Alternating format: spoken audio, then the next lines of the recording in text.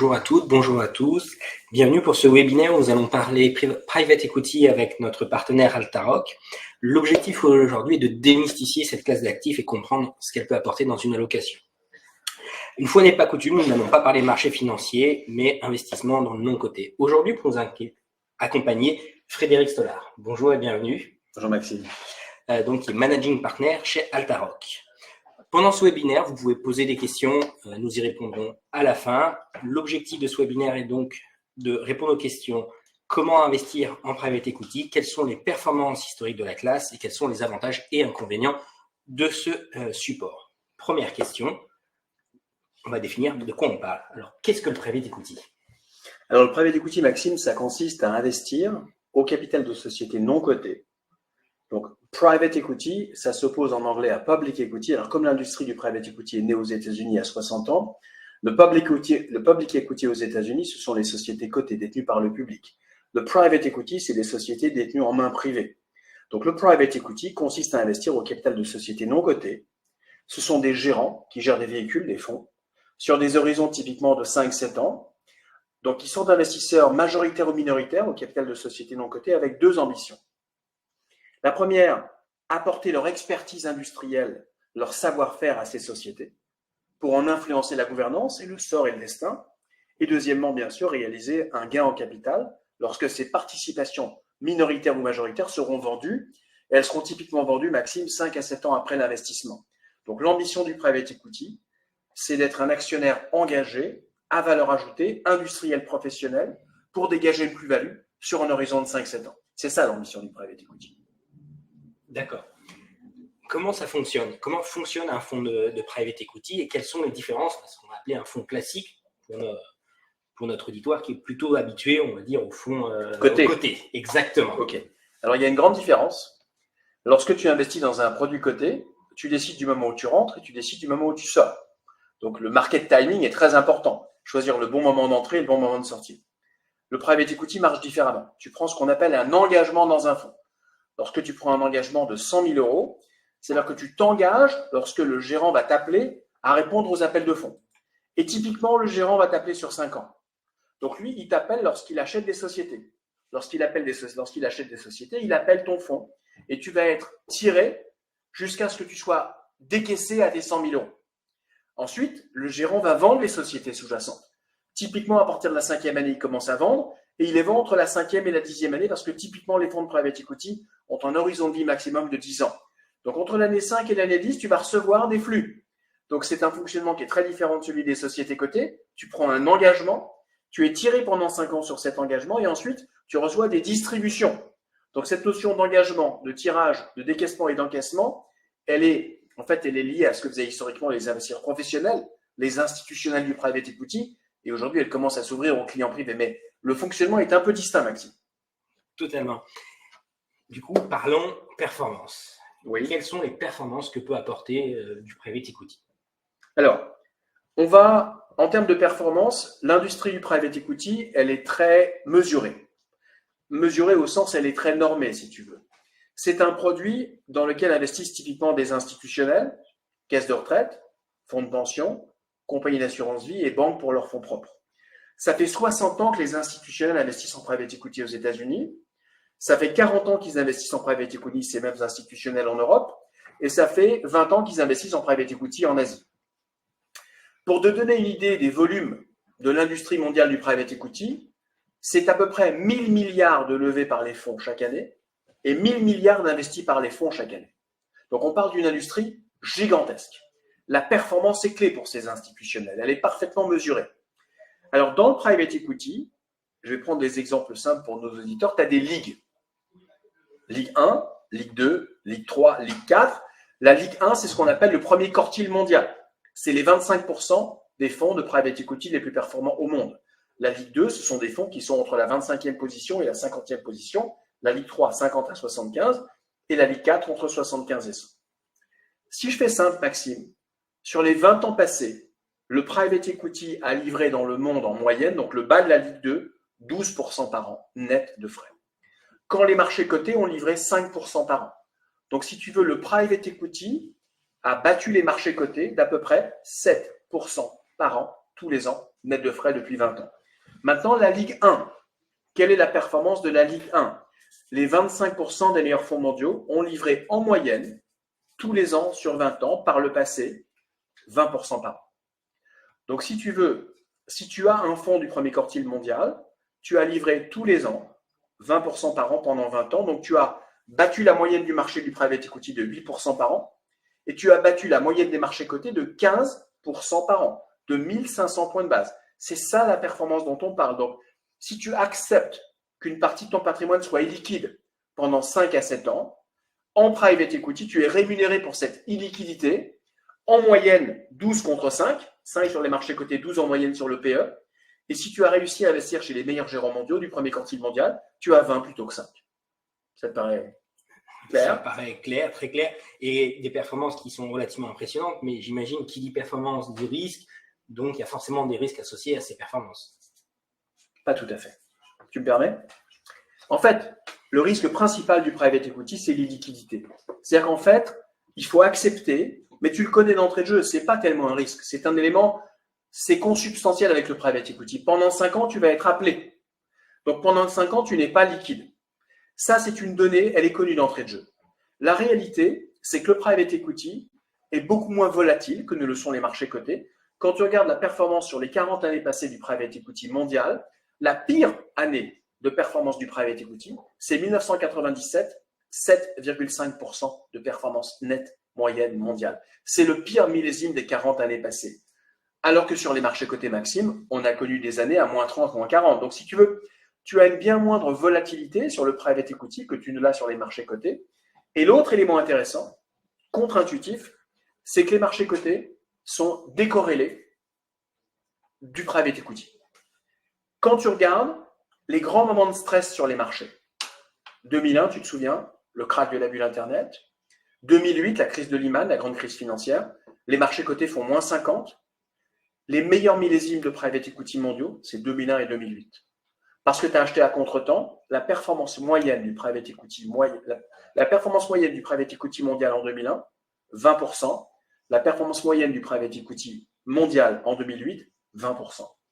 Quand les marchés cotés s'effondrent, le private equity connaît ses meilleurs moments de performance. Donc, si tu veux, je ne te rejoins pas tout à fait quand tu dis risque et reward.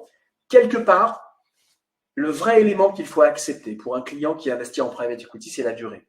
Il faut accepter que tu ne peux pas rentrer quand tu veux, tu ne peux pas sortir quand tu veux. Tu prends un engagement sur 5 ans et tu sors quand le gérant décide de vendre ses participations. C'est lui qui décide et c'est lui qui te fait des distributions. Donc, tu ne raisonnes pas exactement pareil que sur les marchés cotés, mais le couple rendement-risque est plus attractif. Très bien. Alors, comment on arrive à obtenir ces performances dans le private equity? Il y a plein de leviers. Il y a plein de leviers qui, depuis 60 ans, font que le private equity surperforme les marchés cotés, Maxime. Le premier, c'est la gouvernance. C'est qu'un fonds de private equity, on l'a dit tout à l'heure, il est actif dans le suivi des sociétés. Qu'il soit majoritaire ou minoritaire, il est très engagé au conseil d'administration. Il a un levier sur le choix des dirigeants, il a un levier sur le choix de la stratégie. Donc, quand la stratégie n'est pas exactement telle que prévue, il a un impact sur les dirigeants. Alors que le gérant de fonds coté en bourse, il n'a pas d'impact. Première différence. Deuxième différence, le fonds de private equity va apporter une vraie valeur ajoutée industrielle au capital des sociétés dans lesquelles il investit. Il va apporter de l'expertise opérationnelle au conseil. Il va apporter, sur des secteurs qu'il connaît parfaitement bien, une vraie valeur ajoutée industrielle. Troisième élément majeur, l'alignement d'intérêts. Le fonds de private equity, il investit dans son fonds. Les managers des sociétés sous private equity investissent dans leur société, alors que le gérant passif de fonds coté, il n'investit pas, il est salarié d'un gérant. Donc tu as un alignement d'intérêts qui est vertueux en private equity, qui suppose que les gens soient très engagés, mais quand les gens sont engagés, ils ne se comportent pas pareil. Pour l'avoir vécu en tant que patron de fonds pendant 30 ans, je peux te dire que quand j'achète une société qui appartient à un grand groupe, et que le lendemain de l'acquisition, le dirigeant devient actionnaire, il ne se comporte plus de la même façon, Maxime. Il devient actionnaire, il n'est plus employé. Donc cet alignement d'intérêts vertueux, il crée un effet bonifié sur la performance. L'autre élément majeur, le fonds de private equity, il cherche en permanence des acquisitions pour consolider la position de la cible. Donc il va en permanence aider le management à chercher à faire ce qu'on appelle de la consolidation, du buy and build. il acquiert une cible avec son management, il va chercher à acquérir des concurrents dont la valeur ajoutée est relative par rapport à la cible, avec des vraies synergies. Donc, il crée une plateforme dont la valeur ajoutée s'améliore avec le temps, dont la valeur stratégique s'améliore avec le temps. Et enfin, le fonds de private equity, le jour où il achète une cible, il pense à la vendre. Il pense à qui va-t-il la vendre. Et pendant les 5 ou 7 ans de sa détention, il fait le tour du monde pour chercher les meilleurs acquéreurs pour sa participation.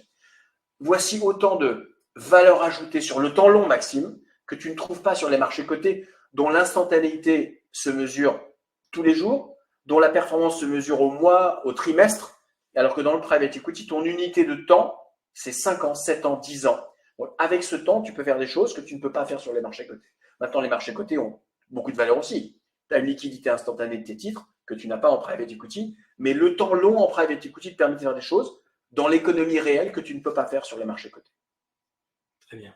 Alors, cette classe, vous l'avez dit, commence à arriver depuis, ça fait un bout de temps qu'elle existe. Elle était plutôt liée aux institutionnels aujourd'hui. Oui. Maintenant, elle s'ouvre à la clientèle privée. Est-ce qu'elle est vraiment adaptée à cette clientèle par rapport à une clientèle plus institutionnelle? Déjà, je voudrais expliquer pourquoi elle était réservée aux institutionnels. 2 raisons, Maxime. La première, les très bons fonds de private equity, j'ai dit tout à l'heure, ils ont livré 20% par an tous les ans pendant 20 ans. Quand un institutionnel a la chance de rentrer dans un fonds comme celui-là, il veut revenir chaque fois que le fonds lève de l'argent. Maintenant, il y a un autre élément particulier chez un fonds de private equity. Tu prends un très bon fonds qui gère 2 milliards. La prochaine fois qu'il va lever son fonds, donc il met 5 ans à l'investir, au bout de 5 ans, il lève un nouveau fonds. Peut-être qu'il peut lever 2 milliards 5 ou 3 milliards, mais pas tellement plus parce qu'il n'a pas assez de sociétés sous-jacentes dans son écosystème à acheter.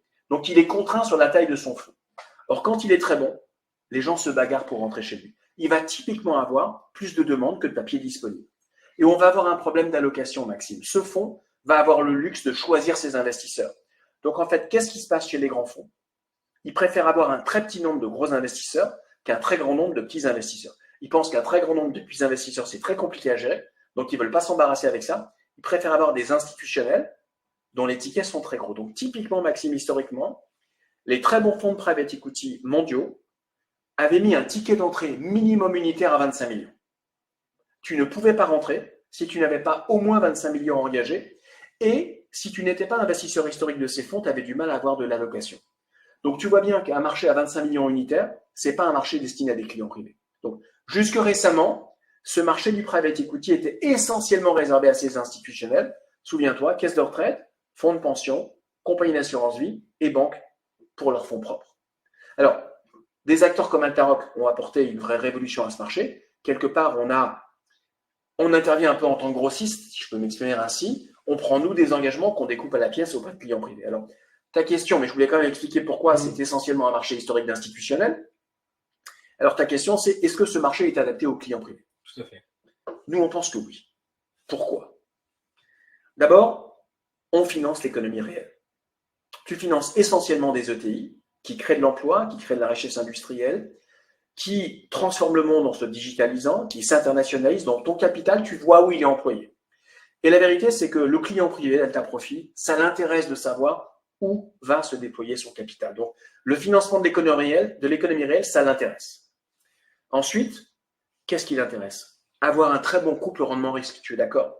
Si tu as la chance d'investir dans un portefeuille premier quartile mondial, historiquement en tout cas, tu aurais fait 20% par an, beaucoup moins volatile que les marchés cotés, décorrélé des marchés cotés. Donc, si tu veux, ce couple rendement-risque, il intéresse les clients privés. À un moment, je rappelle, où les fonds euros rapportent 2,5 à 3, tu es d'accord? Où les marchés immobiliers sont compliqués quand même, où les marchés actions, historiquement, ont rapporté 5 avec beaucoup de volatilité. Donc, si tu peux dormir tranquille, que c'est moins volatile, que c'est plus performant et que tu es exposé à l'économie réelle, ça doit t'intéresser. Alors, pour preuve, je dis pour preuve, j'essaie de trouver un comparable qui va répondre à ta question. Si tu regardes les familles américaines les plus sophistiquées, ce qu'on appelle les single family office aux États-Unis, on parle de familles dont le patrimoine est de plus de 200 millions de dollars. Ces familles aujourd'hui, elles sont exposées à 32% de leur patrimoine total en private equity. Donc, ça te donne un peu une idée d'où est le marché de clients sophistiqués. À l'heure où on se parle, le marché français est à moins de 1% de taux d'équipement. Donc, si tu veux, je suis intimement convaincu que ça correspond à l'appétit des clients privés. On a démarré Altaroc il y a 2 ans, on a collecté pratiquement 1 milliard d'euros, 8000 clients privés. Pourquoi? Parce que les clients privés cherchent à s'exposer à l'économie réelle, avec des portefeuilles performants, moins volatiles et décorrélés des marchés. C'est ça qui, à mon avis, correspond à l'intérêt des clients. Et une chose importante, Maxime, le private equity, on l'a dit tout à l'heure, n'est pas adapté à un client qui veut faire un aller-retour à 2 ans. C'est adapté à un client qui, sur la partie longue de son patrimoine, veut une allocation. Historiquement, comment le client se la crée? Par l'immobilier. Le réflexe naturel de l'épargnant européen, c'est que sur la partie longue de son portefeuille patrimonial, on la faisait en immobilier. Aujourd'hui, l'immobilier, c'est plus compliqué. Il y a beaucoup de nuages qui pèsent sur l'immobilier. Donc aujourd'hui, je pense que c'est intéressant d'ouvrir son exposition patrimoniale et de se dire, tiens, dans mon allocation longue, le private equity peut répondre à cette brique performance, durée, économie réelle. C'est pour ça qu'on a une conviction très forte chez Altaroc que ça correspond à un besoin des clients finaux. Très bien. Je vais te poser une question. En ce moment, il y a beaucoup d'inflation. Le taux de défaillance des entreprises commence un peu à rebondir, en tout cas en France. Est-ce que c'est quand même le moment d'investir en private equity sur ces sociétés non cotées? Alors, je peux revenir, Maxime, sur ce que font les grands institutionnels, parce que c'est quand même, ou les grandes familles, parce que c'est quand même, les instituts, on les appelle les instituts, font ça depuis 60 ans. Ils ne font pas ce que tu appelles le market timing, c'est-à-dire choisir son moment d'entrée, moment de sortie. Ils ne le font pas. Pourquoi? Tu te souviens de notre début de conversation où sur les marchés cotés, tu choisis l'entrée et la sortie? Exactement. En private equity, souviens-toi, tu prends un engagement de 100 000 euros dans Altaroc, on va t'appeler à hauteur de 20% par an, donc quelque part, tu vas être appelé sur 5 points d'entrée dans le marché, et ce n'est pas toi le client final qui décide quand tu sors, ce sont les gérants sous-jacents qui vont vendre les sociétés entre l'année 5 et l'année 10. Donc quelque part, tu ne choisis pas ton point de sortie non plus. Tu as 5 points d'entrée, tu as 5 points de sortie, déjà, un millésime, c'est très lissé dans le temps. Bon, la vérité, les grands instituts et les grandes familles, elles investissent tout le temps en private equity. Tous les ans, elles investissent. Au bout d'un certain temps, leur portefeuille est ce qu'on appelle autofinancé. Elles ne font pas de market timing.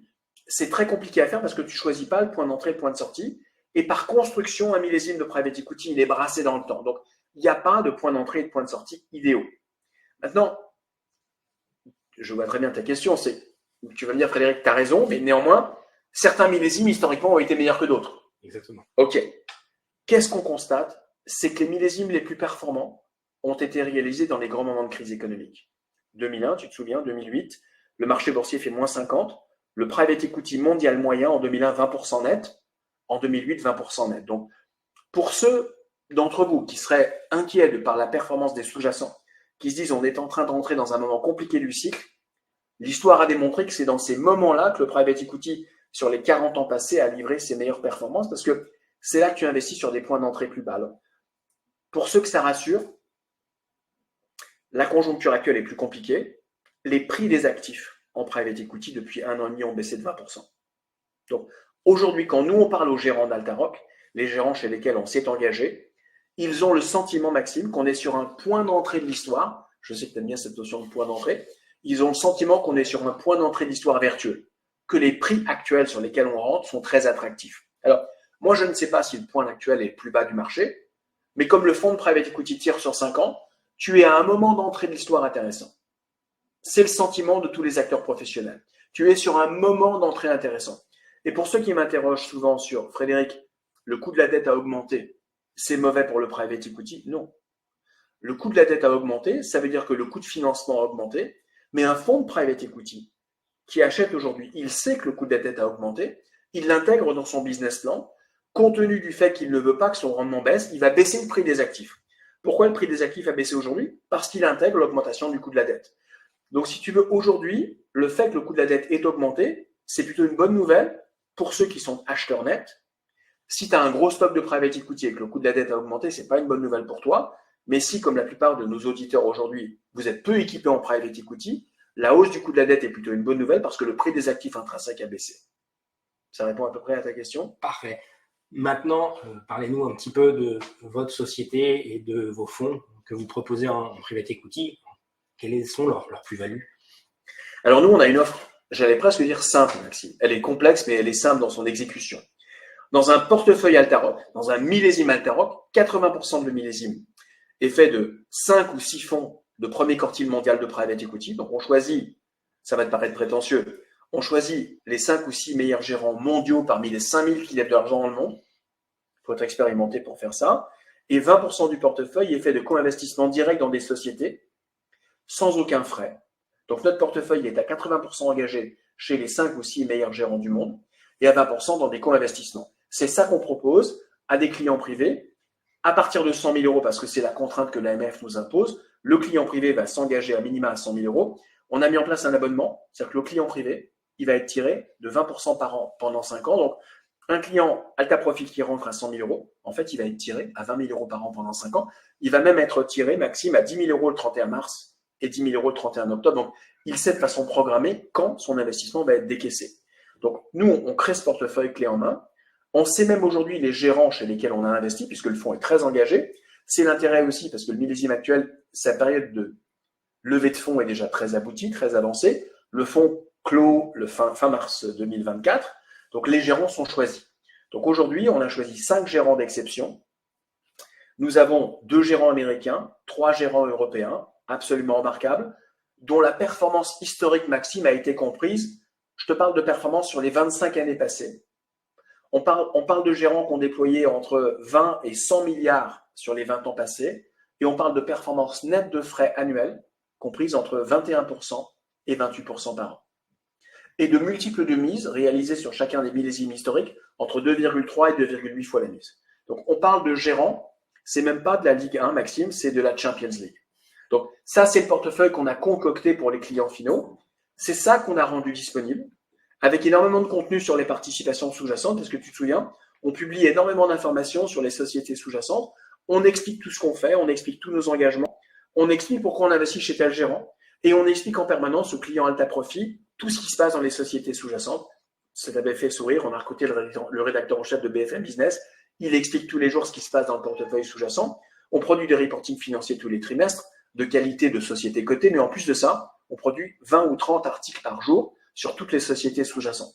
Et pour ceux de nos interlocuteurs qui s'interrogent aussi sur le sens de ce qu'on fait, on est article 8 vis-à-vis de l'ESG. Donc, on est au meilleur niveau mondial en termes de ESG. On fait un reporting trimestriel sur l'ESG, environnement, sociétal et gouvernance. Donc, les fonds qu'on accompagne ont aussi une ambition, Maxime, d'améliorer le monde dans lequel on vit. Donc, il y a beaucoup de sens aussi dans le portefeuille qu'on a construit. Je t'ai parlé de performance, j'ai dit que les gérants historiquement avaient fait plus de 20% net. Ils ont aussi beaucoup d'ambition sur créer un monde meilleur. Et on explique tous les trimestres sur comment ils créent ce monde meilleur. Voilà. Donc, Altaroc, c'est ça. On est 50. Élément important, on est 2 fondateurs, on vient du private equity, je fais ce métier depuis 35 ans. Mon associé Maurice Tugnot a créé l'industrie il y a 50 ans. Il l'a créé en Europe. Et on investit à nous 2 tous les ans 33 millions d'euros. Donc, ça veut dire qu'on a créé la société il y a 3 ans, 21, 22, 23, on a mis 100 millions, Maurice et moi. Ce sont des sommes considérables et on paye les mêmes termes et conditions que les clients finaux. Voilà, donc on est, si tu veux, c'est la vertu du private equity, on est très engagé dans ce qu'on fait. Nous sommes les premiers clients de chacun de nos millésimes. Parfait. Maintenant, on va passer aux questions de nos auditeurs. Alors peut-être une première question pour nos clients qui sont habitués à l'assurance vie. Est-ce qu'on peut intégrer le private equity dans l'assurance vie? Alors, on ne peut pas intégrer Altaroc dans l'assurance vie, mais on a d'autres fonds qui sont intégrables, qui sont équivalents à du private equity, qui sont intégrables dans l'assurance vie. Je propose de contacter nos conseillers pour en savoir un peu plus sur ce qu'on peut vous proposer de ce point de vue-là. Merci. Alors, vous nous avez annoncé un taux donc supérieur à 14%. Comment est calculé ce taux? Alors, ce taux est calculé très mathématiquement. On regarde la somme des flux entre ce que les fonds historiquement ont appelé et ce qu'ils ont distribué. Donc, le TRI, le taux de rendement interne, le Internal Rate of Return en anglais, c'est le calcul actuariel qui permet de calculer sur la base de la totalité des flux décaissés, intégrant évidemment les frais, et la totalité des distributions, le rendement interne des investissements historiques.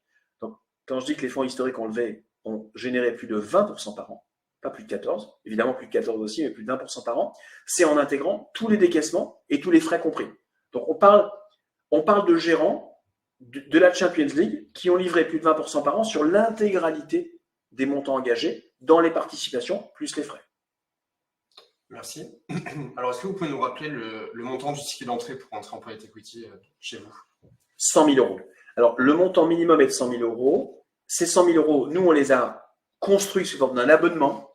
Donc, Altaroc tire le montant sur 5 ans, date fixe, quantum fixe. Donc, le client ou la cliente qui rentre chez Altaroc pour 100 000 euros. Alors, 100 000 euros, Corentin, c'est le montant minimum qu'impose l'AMF. Donc, on ne peut pas investir dans un FPCI en private equity à moins de 100 000 euros. hors assurance vie. C'est pas possible, c'est la contrainte AMF. Nous, on l'a lissé sur 5 ans. Donc, le client ou la cliente sera tiré à hauteur de 20 000 euros et même 10 000 euros par semestre, 31 mars, 31 octobre. Les dates d'appel sont connues, les quantums d'appel sont connus. Merci. Donc, depuis l'accès aux particuliers des fonds de private equity, on entend actuellement que les fonds de private equity ont reçu beaucoup plus d'argent que les investissements qu'ils ont effectués. Cela va-t-il pénaliser les performances des fonds? Alors, très intéressant. Là, il faut regarder un peu au plan macro. Il y a eu une grande secousse sur les marchés cotés fin 22. Vous en souvenez tous les deux, les marchés cotés ont fait moins 17 en Europe, moins 25 aux États-Unis, le Nasdaq moins 35.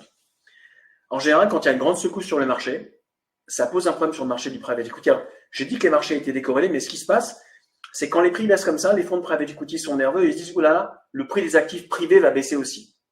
Donc, pendant un an, ce qui se passe, c'est qu'il y a ce qu'on appelle un bid-ask spread. Il y a un grand écart entre le prix que le vendeur attend et le prix que l'acheteur est prêt à payer. Donc, le vendeur d'une société, un fonds de private equity se dit « Ma société vaut 15 fois le résultat d'exploitation, 15 fois l'EBITDA ». Et l'acheteur dit « Non, c'est le prix qu'elle valait il y a un an, maintenant elle vaut 12 fois l'EBITDA ». Donc, depuis un an, Corentin, le marché du private equity est un tout petit peu à l'arrêt, pas parce qu'il n'y a plus de sociétés intéressantes à acheter, parce qu'il y a un écart sur les valorisations entre ce que l'acheteur et le vendeur veut payer. Maintenant, qu'est-ce qui s'est passé? Depuis un an et demi, le prix des actifs sur les marchés privés a baissé de 20%. Donc ça crée un facteur d'ajustement. Les prix ont baissé, le marché du private equity redémarre, et donc toute la poudre sèche dont tu parlais tout à l'heure, qui est dans la main des fonds, est en train de se redéployer à des prix plus bas. Donc c'est le point que je faisais tout à l'heure à Maxime, le prix des actifs a baissé, donc le marché du private equity est en train de revenir sur des valeurs fondamentales attractives, et donc les gérants qui ont levé de l'argent aujourd'hui et qui ont beaucoup de poudre sèche sont très enthousiastes parce que leur sentiment, c'est qu'on est revenu sur des niveaux de valorisation de 2017-2018 et non pas de 2021-2022. Donc le sentiment des acteurs des meilleurs fonds du monde, c'est qu'on est aujourd'hui, ça reprend la question de market timing de Maxime, à un moment intéressant du cycle en private equity, on est revenu à des niveaux de valo beaucoup plus raisonnables qu'il y a 2 ans. Donc la poudre sèche, c'est le résultat du fait que depuis un an et demi, il y a eu moins de transactions. Le marché repart maintenant, il y avait un disconnect entre le prix des acheteurs et le prix des vendeurs, comme dans l'immobilier quand le marché va baisser. Merci. Est-ce que vous pouvez peut-être nous rappeler le nom de votre société? Altaroc. Si on comprend bien, sur 100 000, si 20 000 sont investis la première année, les 80 000, puis les 60 000, puis les 40 000, puis ensuite les 20 000 sont rémunérés? Non, parce qu'ils ne sont pas tirés, Corentin. C'est très important. C'est la différence que j'expliquais tout à l'heure à Maxime entre un produit coté et un produit non coté. Le client, Alta Profit, va prendre 100 000 euros d'engagement. On va lui appeler les 20 000 premiers euros, mais les 80 000 euros, il fait ce qu'il veut avec. Tant qu'on ne les lui a pas appelés, ils sont à lui. Donc, il est tenu de les investir quand on les lui appellera, mais dans l'intervalle, c'est lui qui les rémunère. On ne les gère pas. Donc, on ne veut pas qu'il nous envoie l'intégralité de la somme parce qu'on ne sait pas, nous, les déployer plus vite. En fait, on est tributaire de la vitesse à laquelle les gérants sous-jacents déploient le capital. Très bien, merci. Donc, y a-t-il un effet de mode sur une classe d'actifs dont le volume de sociétés réellement profitables est assez réduit? Alors, j'adore cette question. Alors, je peux revenir sur un point important, Corentin. Je t'ai dit tout à l'heure, le marché mondial du private equity, c'est 1000 milliards. Le montant investi par les clients privés en private equity, c'est 1%. Les montants investis par les particuliers en private equity sont des montants anecdotiques. Les clients privés, à part les quelques familles les plus fortunées du monde, les clients privés n'ont même pas commencé à investir en private equity. Donc, il y a du bruit aujourd'hui, mais la classe d'actifs, elle n'était pas ouverte aux clients privés. Souviens-toi, Maxime, jusque récemment, les tickets d'entrée dans des grands fonds étaient très élevés, donc le client privé ne pouvait pas investir dans des grands fonds.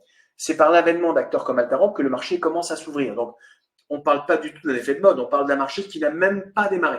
Ma conviction, Corentin, dans 10 ans, les Français qui ont un peu de patrimoine sont équipés au moins à 10% en private equity. On part de quasiment zéro aujourd'hui.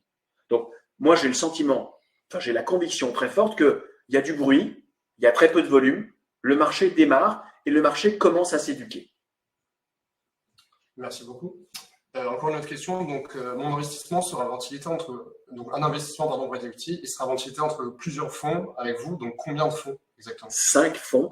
Donc, pour un client Alta Profit qui rentrerait dans le millésime 23, qui est actuellement ouvert à la souscription, le client serait engagé dans 5 fonds. Chaque fonds a à peu près 30 sociétés sous-jacentes. Ça veut dire, Corentin, que le client Alta Profit, il aura 150 sociétés sous-jacentes. Et par ailleurs, si tu te souviens, on fait 20% de co-investissement direct, à peu près sur 10 lignes. Donc, le client, il aura entre 150 et 180 participations. Donc, il aura un portefeuille mondial très diversifié par zone géographique. Le portefeuille, il est grosso modo 50% US, 50% Europe. Très diversifié par secteur. On est à peu près 50% sur le monde du logiciel, 20% sur le monde de la santé, 20% sur les services professionnels et 10% sur ce qu'on appelle le monde consumer digital. Donc, le client aura un portefeuille monde private equity très diversifié. Merci beaucoup. Encore une question. Donc, est-ce que vous pouvez nous donner la différence entre le private equity et les FIP ou les FCPI, par exemple? Oui, alors, rien à voir. Le private equity, pour les clients privés, il a existé historiquement avec un avantage fiscal. Donc, il y a eu un marché, qui n'avait d'ailleurs, Corentin, de private equity que le nom, qui vendait des avantages fiscaux avec un support de private equity. La performance intrinsèque de ces produits en private equity, elle était très faible. Le grand avantage de ces produits, c'était la défiscalisation. Le produit Altaroc, c'est pas un FCPI, c'est un FPCI. Ça n'a rien à voir. Le nom est un peu, on peut s'y méprendre. Nous, on vend du private equity. Alors, si on veut optimiser la fiscalité, on peut le mettre dans une poche d'assurance vie luxembourgeoise, mais c'est la performance intrinsèque du produit qui crée la performance. Donc, ça n'a rien à voir avec les produits historiques qui n'avaient de private equity que le nom. Très bien, merci. Quelle fiscalité s'applique au retour d'investissement pour le client particulier? Ok. Alors, ça dépend comment il souscrit. Ça dépend s'il souscrit en tant que personne physique ou en tant que personne morale. S'il souscrit en tant que personne physique, il va être imposé à la flat tax. Donc, je prends un exemple, Corentin. Le client investi, il a pris un engagement de souscription de 100 000 euros dans du private equity Altaroc. Tant que le client n'a pas récupéré 100 000 euros, il n'est pas fiscalisé. À partir du moment où il a récupéré 120 000 euros, les 20 000 euros de plus-value en cash sont fiscalisés à la flat tax. Pour le client qui souscrit à travers sa holding en tant que personne morale, il va être taxé sur l'écart de situation nette. Donc, dès que les participations sous-jacentes se revalorisent, il sera taxé à l'impôt sur les sociétés sur l'augmentation de valeur liquidative. Donc, s'il a investi 40 000 et que ces 40 000 valent 60 000 dans nos livres, il sera taxé sur l'écart entre les 60 et les 40 à l'impôt sur les sociétés de 25%. Donc, en tant que personne morale, le souscripteur est taxé plus vite à un taux moindre. En tant que personne physique, il est taxé à partir du moment où il reçoit une plus-value en cash à la flat tax. Et s'il souscrit par une poche d'assurance vie luxembourgeoise, tant que ça reste dans le contrat, il n'est pas taxé. Très bien, merci. Donc, pour suivre son investissement, est-ce que vous pouvez nous donner la fréquence de la valorisation? Trimestrielle. Nous donnons des valorisations trimestrielles et nous publions des reportings trimestriels. Donc, le client Alta Profit aura un reporting de qualité institutionnelle tous les trimestres, en papier, en digital. Et pour les passionnés, il aura un webinaire que Maurice Chignot et moi donnons tous les trimestres sur la vie des sous-jacents. Merci. Donc, est-ce que les sociétés sous-jacentes que vous avez sélectionnées, c'est plutôt des startups ou des sociétés matures? Alors, souviens-toi, j'ai dit tout à l'heure, c'est plutôt des sociétés matures. On accompagne deux types de fonds, des fonds de growth et des fonds de LBO. Donc, les fonds de growth, ce sont des fonds qui accompagnent des sociétés qui font au moins 50 millions de chiffre d'affaires, qui croissent à 30, 40 ou 50% par an. Donc, on est sur des sociétés dont le modèle commercial est établi, dont la position de marché est pérenne, qui sont généralement des acteurs dominants sur leur secteur, dont la rentabilité n'est peut-être pas encore totalement optimisée parce que les sociétés n'ont pas eu le temps de les optimiser. Quand tu recrutes 50 vendeurs dans une année, le modèle économique n'est pas encore parfaitement stabilisé. Les sociétés sous LBO sont typiquement des sociétés qui vont croître un peu moins vite, 30, 40, 50% pour des sociétés de growth equity, 5 à 15% pour des sociétés sous LBO. Les sociétés sous LBO ont des rentabilités structurelles comprises entre, je dirais, 7 à 20% de marge d'EBITDA. Elles sont rentables, il y a du levier dessus. Donc là, on est en tout cas, dans le portefeuille Altaroc, il y a un tiers de growth, 2 tiers de LBO. On est sur des sociétés dont le modèle économique est très stabilisé et très éprouvé. Il n'y a pas de venture, il n'y a pas de start-up et il n'y a pas de société en difficulté. Merci beaucoup. Alors, je tiens à préciser qu'on n'a pas pu répondre à toutes les questions. Vous serez recontacté très prochainement par un conseiller Alta Profit. Maxime, je vais te laisser conclure. Donc oui, pour conclure, l'intérêt du private equity, c'est la diversification dans votre allocation et en allant chercher de la performance et en réduisant un petit peu la volatilité de votre portefeuille, en sachant qu'il y a forcément des contraintes, l'illiquidité étant la principale contrainte. Si vous êtes intéressé par ce genre de produit, je vous propose de contacter votre conseiller Alta Profit. Je te remercie Frédéric pour ton intervention chez nous et je vous souhaite à tous une très bonne fin de soirée. Merci de ton invitation, Maxime. À bientôt.